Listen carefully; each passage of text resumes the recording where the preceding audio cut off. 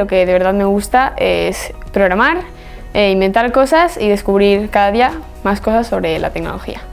El hecho de poder ver las utilidades y las aplicaciones que tiene la tecnología en nuestra vida cotidiana fue lo que me abrió los ojos y permitió que me hiciera cada día más curiosa por este mundo digital.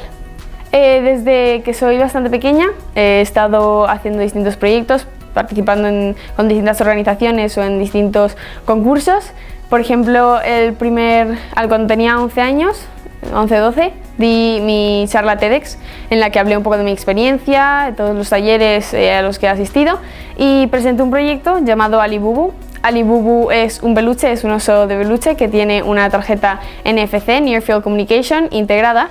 Y la idea de este proyecto era entregarles este peluche a los niños refugiados para que pudieran viajar identificados y a la vez acompañados por algo que me parece pues muy infantil, algo que todos los niños pequeños tenemos cuando pues somos más chiquitines o deberíamos tener.